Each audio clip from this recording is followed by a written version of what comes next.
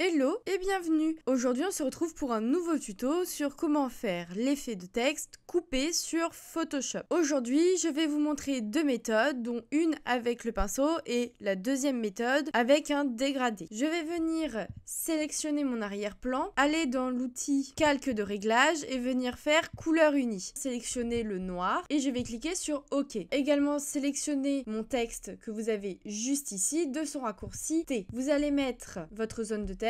Ici, je vais mettre coupé pour texte coupé. Je viens gérer la zone de travail, la mettre bien au milieu et mettre peut-être le texte un tout petit peu plus gros. Pour cela, je viens sélectionner mon texte et je viens slider à droite ou à gauche en fonction de vos besoins. Je vais mettre mon texte au milieu. Je vais venir sélectionner mon outil texte ainsi que mon lasso polygonal de son raccourci L. Je vais venir sélectionner une partie et venir vers le bas pour sélectionner une partie de mon texte. Pour cela, je vais venir faire un masque de fusion. Donc soit vous cliquez là, soit vous venez sur le drapeau japonais juste ici. Là vous voyez, nous avons bien sélectionné notre texte et pour cela je vais venir faire la même chose mais en haut. Je vais venir sur commande J pour dupliquer, venir cliquer sur le masque de fusion et venir faire inverser. Et donc là comme vous le voyez, on a notre outil qui est venu couper notre texte. Donc ici je vais venir le décaler à droite ou à gauche un petit peu plus en haut et on va venir avec les flèches recentrer le tout. Hop, ça me paraît pas trop mal, on clique sur OK.